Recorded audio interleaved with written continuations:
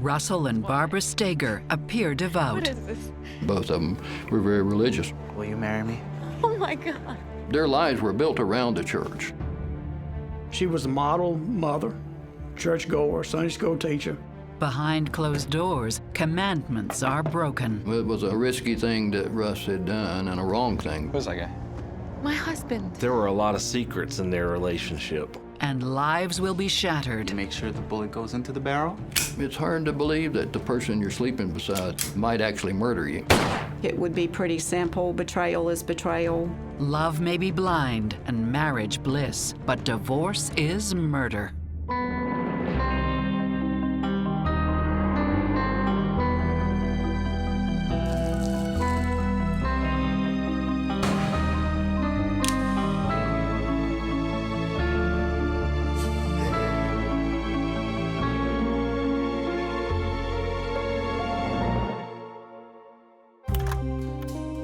High Point, North Carolina, where 29-year-old Barbara Ford has raised 2 sons with her husband, Larry, until her 9-year marriage is cut short by a terrible accident. I had worked with Barbara's mother, and the rumor at the time was that he had died in a traffic accident. It was ruled a suicide at first, and then it was later changed to an accidental death. She didn't want to stay in the house, and so she moved in with her friend just down the street. And she stayed there until the children were out of school. And then she moved down to Durham with her parents. Back home in Durham, Barbara starts house hunting for her and her boys during the summer. But she ends up finding a lot more than she bargained for. Hi. Hi. I noticed the for sale sign. Could I make an appointment with your realtor? Yeah, well, you can come and take a look at it now if you like. I'm Russell Steger. Barbara Ford. Nice to meet you. 30-year-old Russell Steger is a baseball and football coach at the local high school and a former member of the Army Reserves. As a coach, he was everything that you kind of needed. He was tough, but he was also very compassionate and giving. Russell oftentimes bought the uniforms and equipment for the baseball team out of his own pocket. He was just an outstanding, upright kind of guy. Like Barbara, Russell is also newly single. He's been separated from his wife, Jo Lynn, for just a couple of months. He was my first serious boyfriend. We were only married 3.5 years or so. Our lives kind of went in different directions. Russell was going through a divorce and needed to sell his house.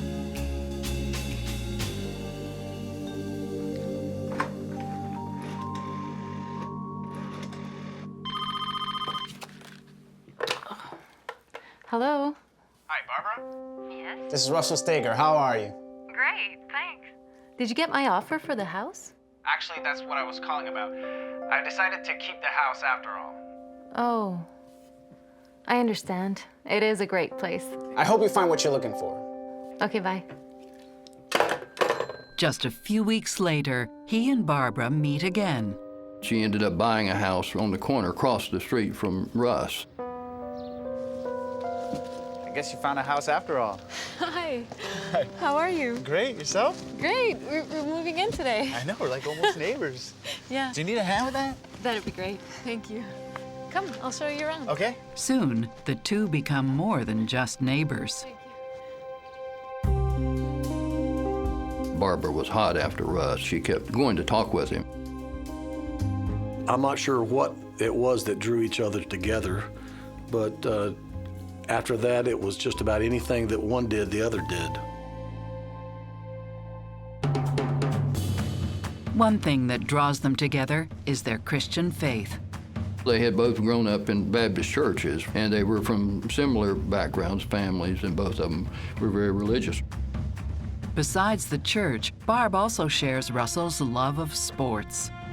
They enjoyed the athletic events that Russ was coaching. Barbara attended those games and was a big supporter of his during that time. She inserted herself into his life.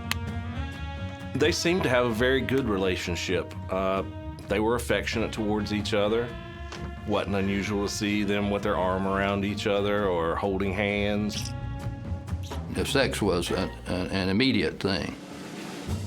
She seemed like a librarian, prim and proper, but Russell confessed to me that she was wild in the bedroom. So that sort of took me by surprise. He was very satisfied and very happy at the time. So happy, they get engaged after just a couple of months of dating. Close your eyes. Come on. Why? It went pretty fast. It didn't take very long for them to start getting serious. What is this? Will you marry me? Oh my God. Of course. Yeah? Yes. Russ and Barbara had a whirlwind romance. It probably just, immediate attraction.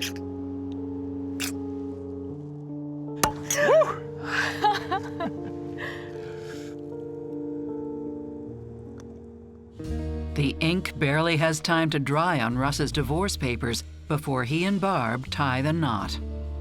It was quick, very quick. Russell and I divorced on one day, and they got married the next day. And I was really shocked. A few weeks later, there's more to celebrate. Honey, Yep. I have some good news. What? You're gonna be a daddy.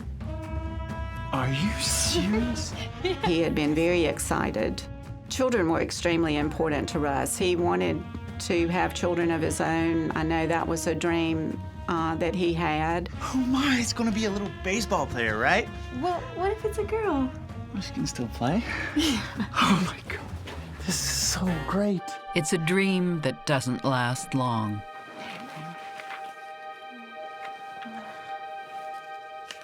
What's wrong? What's wrong? I lost it.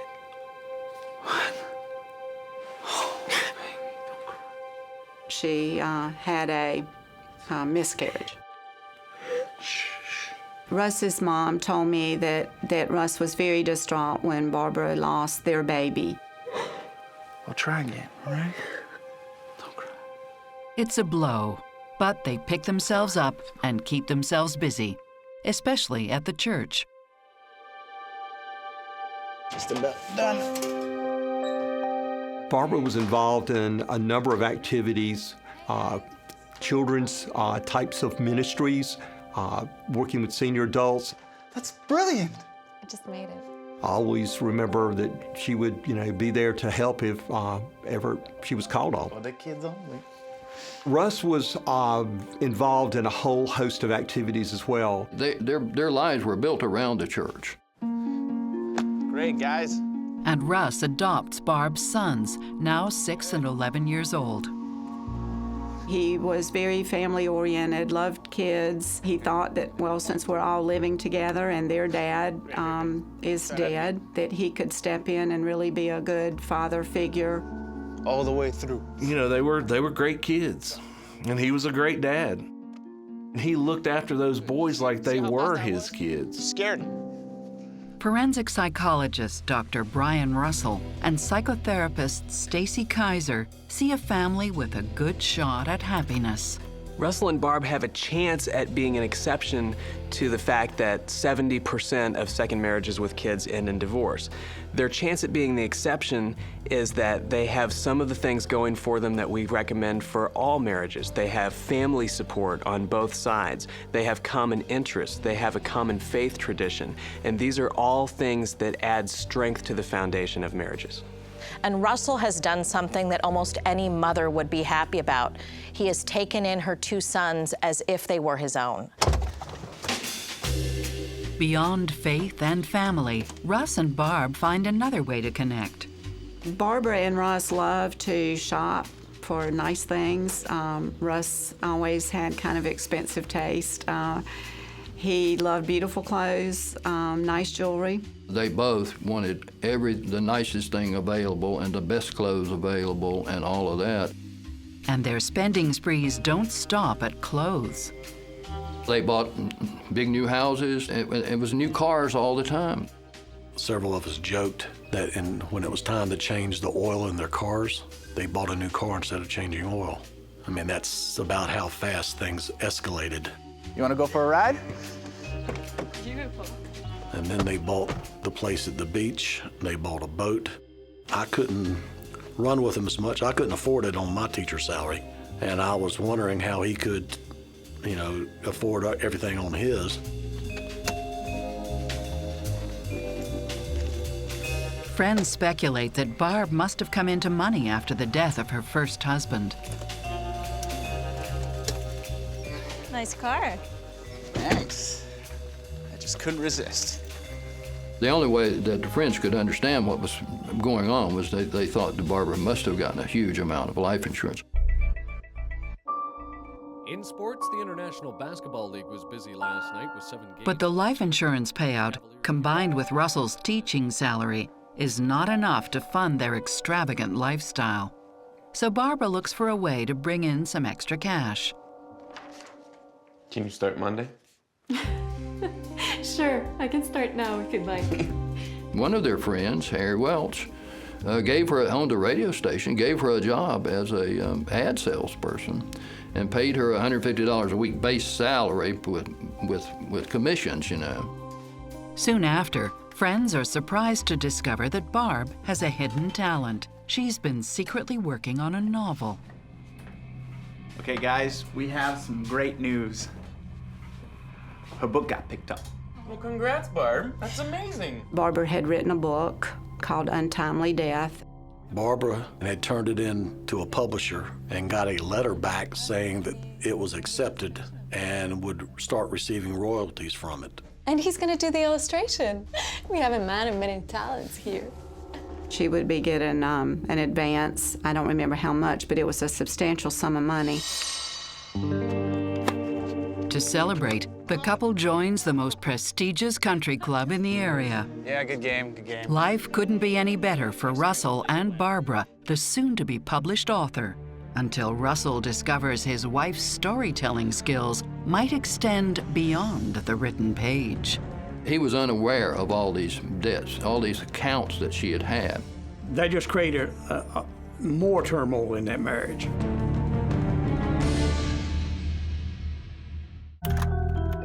Russell and Barb Stager appear to have it all: a solid family life, a beach house, country club membership, and fancy cars. Thanks in part to Barb's publishing contract.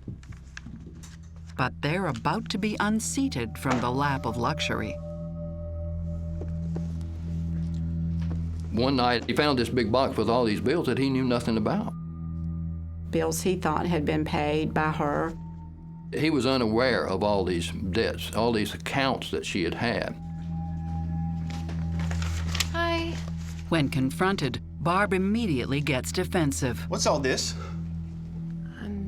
Just... It's final notice. These are off. No, it's fine. I'm gonna take care of it. How are you gonna take care of this? It's okay. We're gonna be okay. How are we gonna be okay? How are we gonna pay for this? They weren't making the money to afford to buy this. Their bills kept piling up. After a certain time, they sold the beach house, sold the boat, downsized the house a couple times. So I knew there were starting to be some money problems. In addition to downsizing, Russell has no option but to go to his parents for help. He finally called his parents, and said, I had no idea we owed all of this. And so that's when they stepped in. Thanks for helping me out, guys. His parents had to bail him out of it with money to get him even so they could start afresh. Barbara reluctantly agrees to let Russell take control of their finances. They've set it up so that Russ would be in charge and that all bills would come directly to a post office box. But Barb is hiding something else Russell doesn't know about. She got a letter from Doubleday Publishing Company. And during the letter, it showed that she was going to receive a large sum advance payment for a book that they were going to publish. And she took this letter to the bank. She got a $30,000 bank loan based on that letter alone, and they deposited the loan money in her account. The problem is that the publication of Barbara's book seems to be delayed. Hello there. Oh, hi. So, some of the girls and I wanted to throw you a little publication party here at the club. Oh, well, no one needs to make a big fuss. We want to do it. But when is the book coming out? Very soon. I'm working on it. It's going very well. Yeah. I think Russell wants to have a word with me. Sure. After a while, when it didn't come through, everybody asked, you know, when is it going to be? When's it coming out? When are we going to see it? She would never say, well, when is the book coming? Harry, the manager of the radio station, is getting suspicious. Harry knew this person who worked at Doubleday, where the letter supposedly was from. Yeah, I was wondering if you could give me some information on a book. She said, we have no record of any kind of deal with Barbara Steger. There's nothing. And they had to break the news to Russ. You looked into it?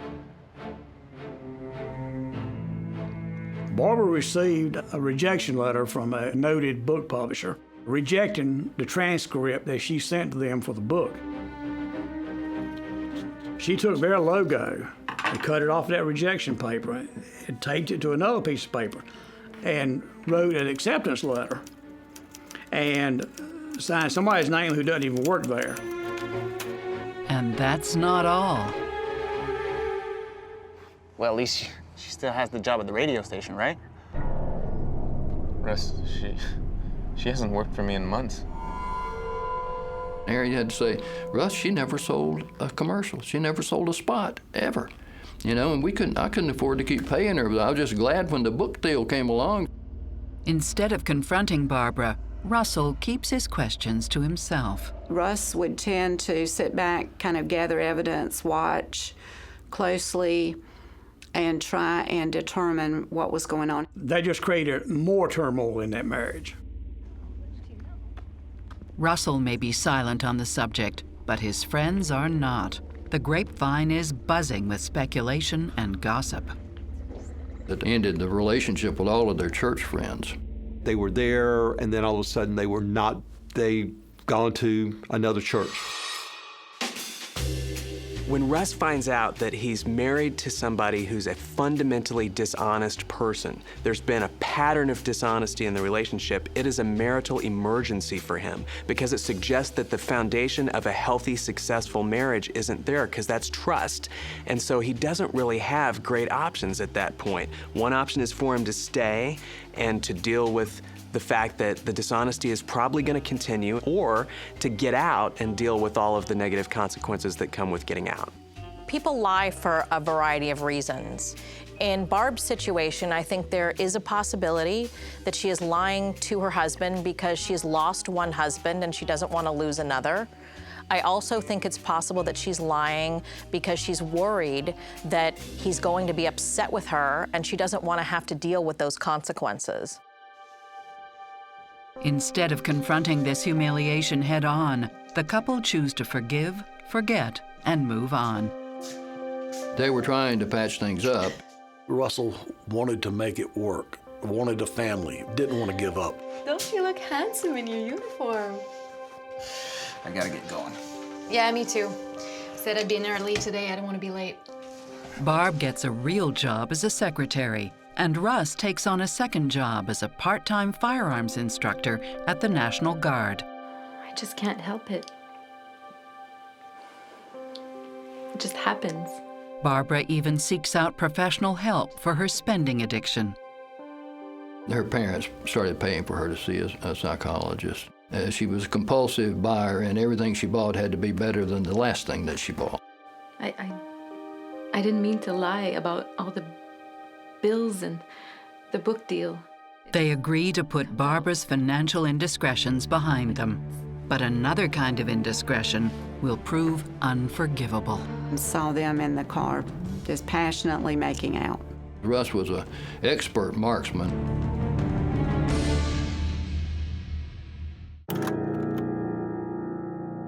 After 5 years of marriage, Russell Steger discovers his wife Barbara has committed fraud to fuel her compulsive spending habits. The couple agrees to pay off their debts and get their lives back on track. But before long, Barbara's replaced one form of cheating with another. In Russ's book, it would be pretty simple. Betrayal is betrayal. And if you're betraying me in these areas, are there also other areas where you're betraying me? Hey, I'm just gonna take the car to get it washed. You know, there's a few things I need to do as well. All right. Well, have fun.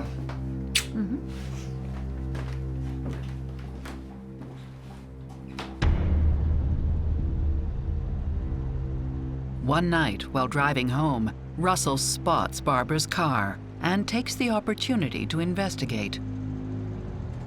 He found her car parked there. And so he sat there watching from across the street. And saw them in the car just passionately making out.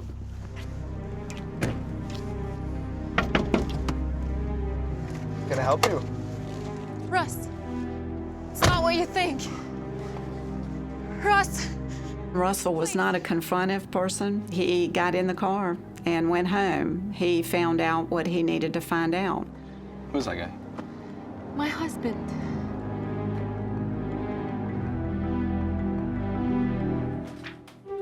The affair drives Russell and Barbara further apart. She blamed him for it, saying that he was not giving her enough attention.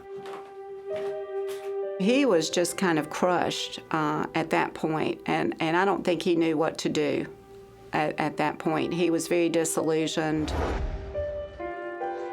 Russell is no stranger to infidelity. He has a history of cheating too in his first marriage.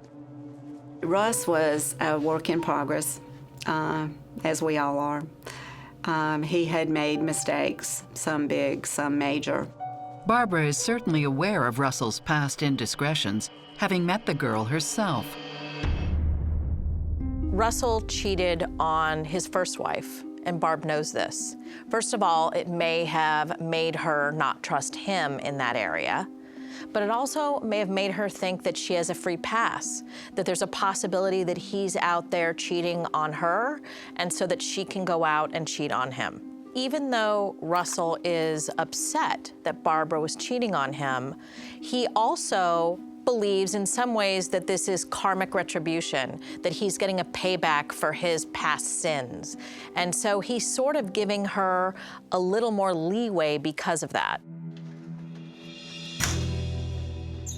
Their marriage may be hanging by a thread, but Russ decides he needs to forgive Barbara for the sake of the kids. Russ, I'm sorry. I need affection, you know? You're never there. A lot of people wonder, why did Russ put up with all this? I think Russ hung on because he'd adopted these children. He was afraid these children were going to be hurt. One of Russell's reasons for wanting to stay in the marriage appears to be because he feels it might be in the best interest of the kids, who were Barb's kids, but he adopted them, and so he sees them now as fully his own. And I do think that there are many times in which it is a rational decision to stay in a marriage for the sake of the children, because I think divorce does tremendous damage to kids. And to the extent that the parents are able to keep themselves under the same roof, both available to kids, as long as neither parent is posing some kind of a danger to the children, physically or emotionally or psychologically, I think it can make sense. Over the next few years, he and Barb recommit themselves to the church. Russ told me she was at church every time the doors were open. He would talk about God during workouts. We would pray before or after games. Russell was still easygoing. but he was on edge. It looked like he had a lot on his mind. Their jobs and careers are a useful distraction. Barb's now working at a world-class hospital as a secretary, while Russ gets promoted to staff sergeant in the National Guard. He was the picture of the National Guard, and he was on the pistol team, competition team. He was a heck of a shot with a pistol. Russ was an expert marksman. He even buys Barb a .25 caliber semi-automatic. Might feel a little safer with this. It's not a big deal. You ever seen one of these before? Okay, I'll show you how it works. It's not loaded. It was a gun Russell bought for her because she said she heard noises when he was coaching and was afraid to be alone at the house. So she wanted something to protect herself. If you want to take the bullets out, you just crank it back. Russ is concerned about keeping his family together, safe and secure. And he finds that his ex-wife lends a sympathetic ear. It's been a while. The first time we met, he didn't have much to say about Barbara. He talked about the boys, but he didn't really talk about his relationship with Barbara until the next time I saw him. I can't believe she'd do that to me, you know? He confesses to Jolynn that Barbara's affair has left a permanent scar on the marriage and on him. He seemed like an entirely different person. Russ always had a light about him, a sparkle. He loved life. That seemed to be gone. So what are you gonna do? I don't know. Have you tried talking to her? And, you know, it was like the floodgates opened up, and he said, I don't know who I'm married to. I no longer know who she is. I thought I knew. A lot of people will emotionally or mentally leave before they physically leave. I think that Russ was in the process of doing that. He actually told me at one point that he could be gone in a weekend. So I know he was thinking about it. He's even starting to regret leaving Jolynn, his first wife. And at one time said, you know, he wished that they had stayed together and wondered if she'd give him another chance. I was very respectful of his relationship with Barbara and his children. We made much better friends than we did spouses. Russell does not act on his impulse. And after 9 years of marriage, he still fears for the future of their family. But more pressing is the fear of a local prowler. There supposedly were some burglaries in the area. Burglaries are not uncommon in Durham, period. Super Bowl Sunday is more tense than usual. What are you doing? I'm just putting my gun away. I just You got in. scared me. I didn't know you were there. I'm sorry. That night, both Russell and Barbara take precautions, keeping a gun under the pillow. So it was there, in essence, for protection in case somebody broke into the house in the middle of the night. You all right? It's a fateful decision. By daybreak, their worst nightmare will be realized. I realized very quickly I was pulling up to the Stagers. At that point, my heart dropped.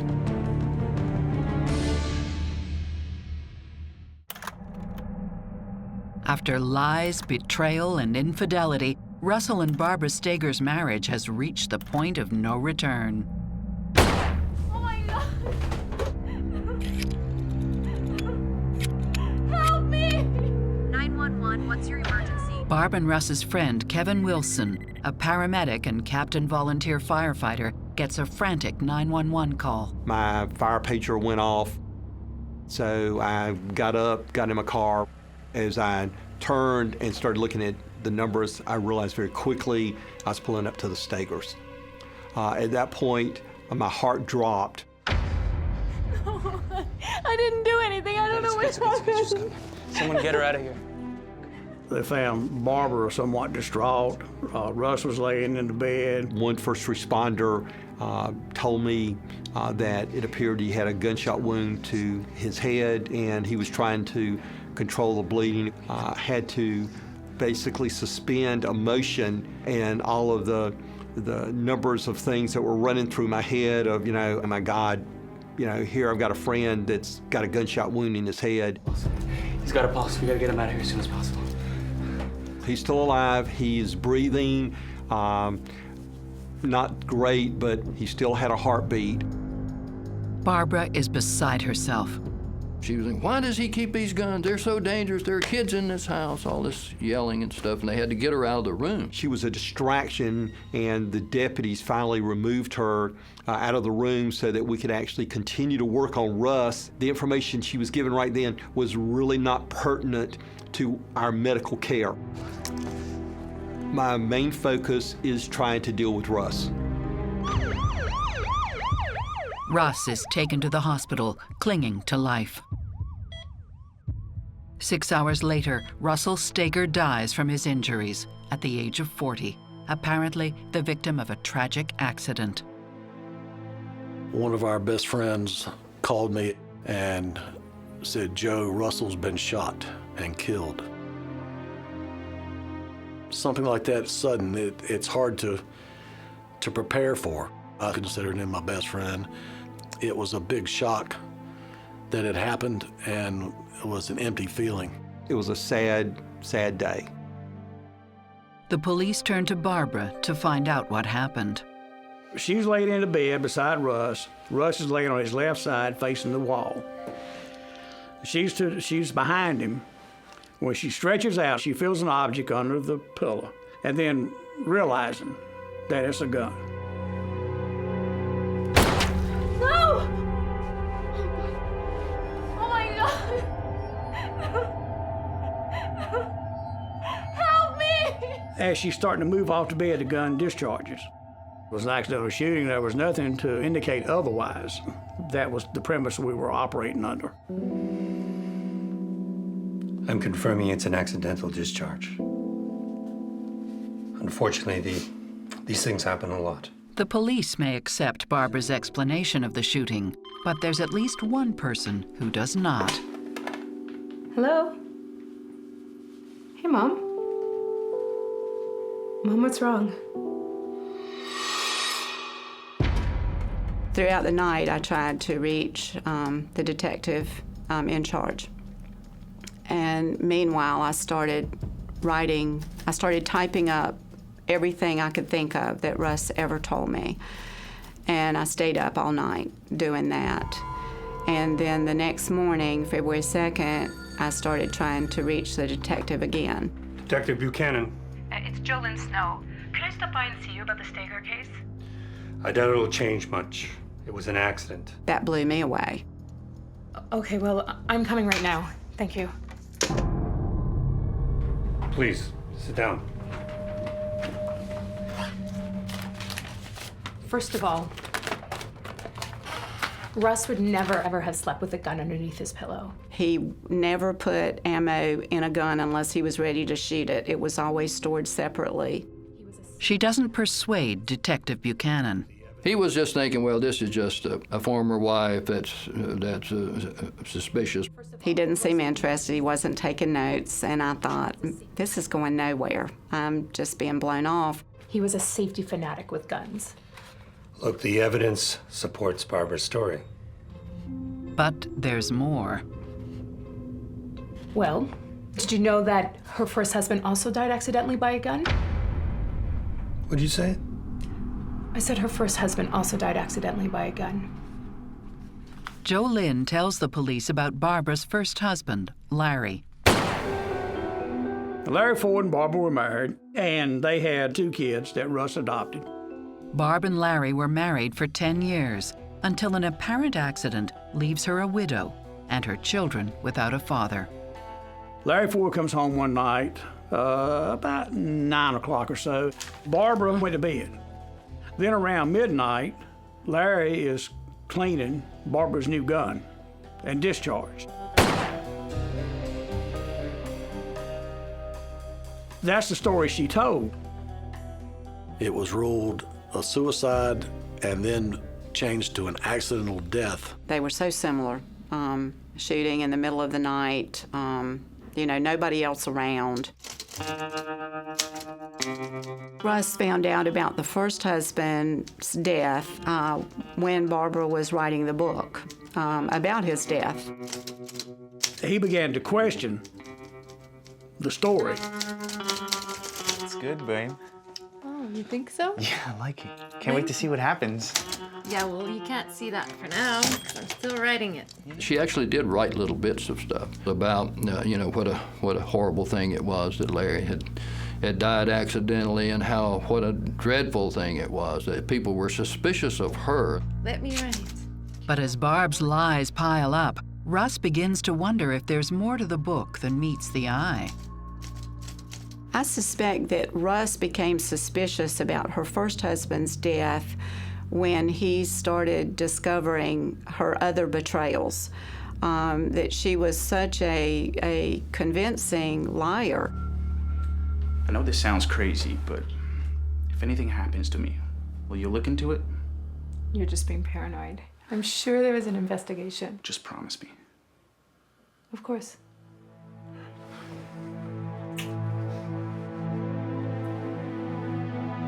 I do not believe that he ever really thought that she would kill him. It's hard to believe that the person you're sleeping beside, you know, might actually murder you. The fact that Russ stayed with Barb even after he had the fear she was trying to harm him suggests that whatever the consequences were of leaving her, to Russ, were actually more frightening than the consequences of staying and risking the harm that he was worried about. I believe that he was concerned, but not convinced. He didn't really think she would do it.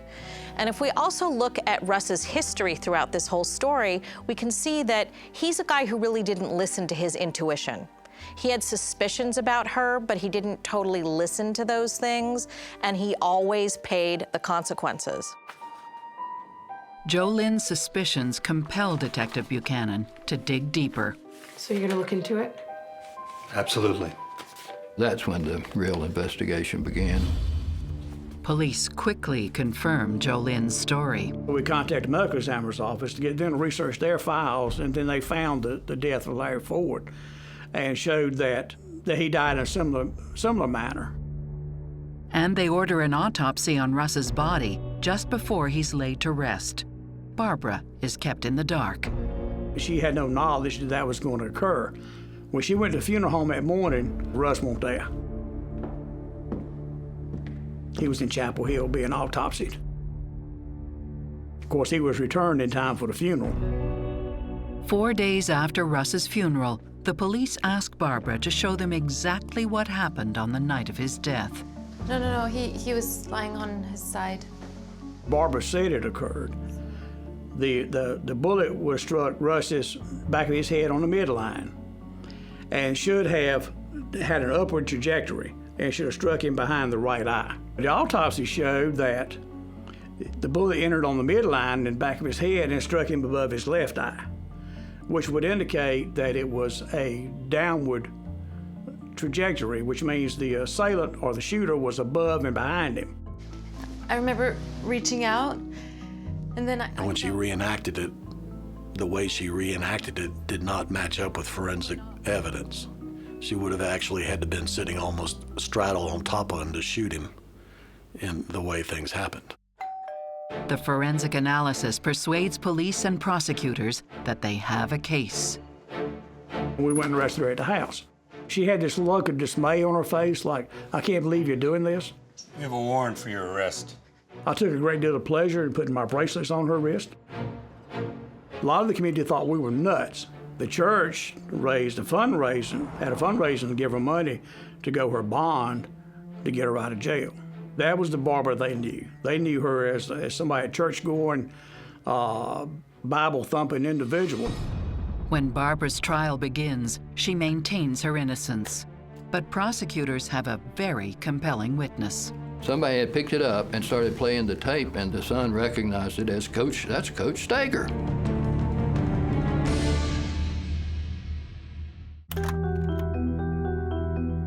Barbara Stager insists the death of her husband Russell was purely accidental.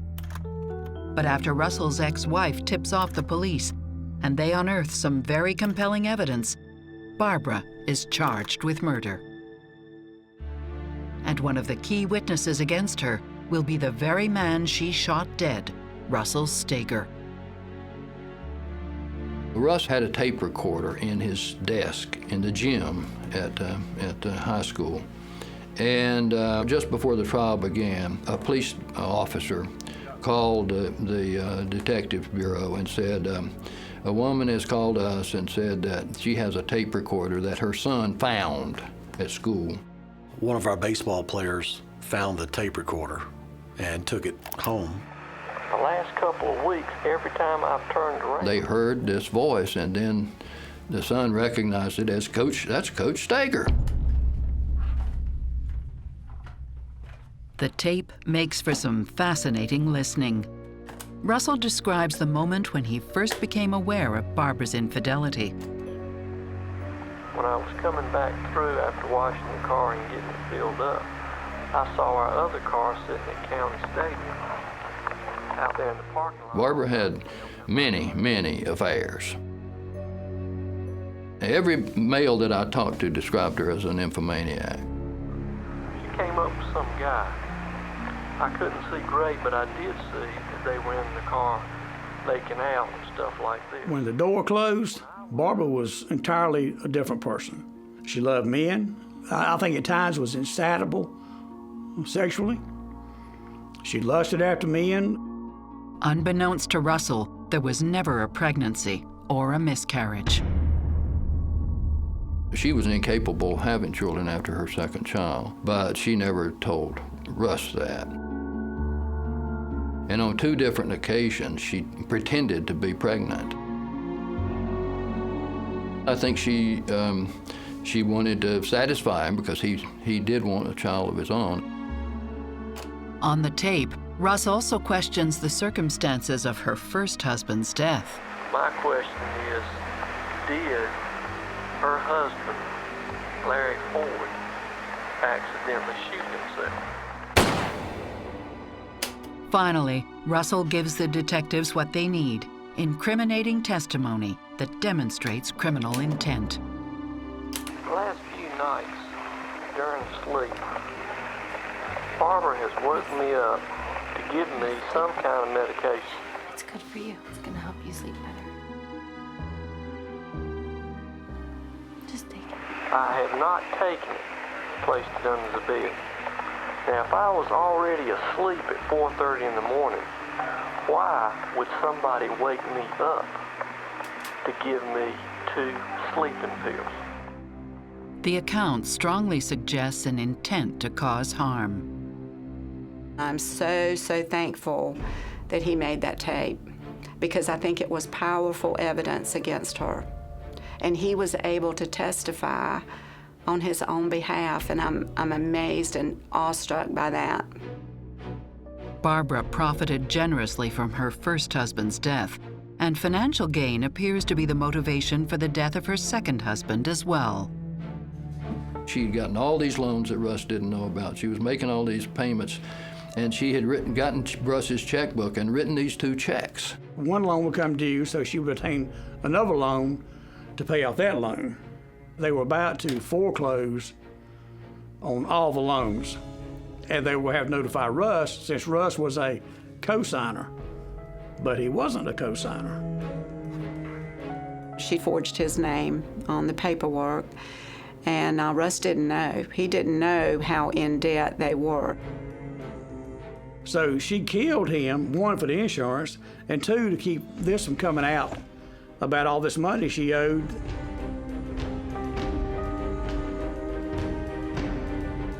I think that was her motive, pure money and greed.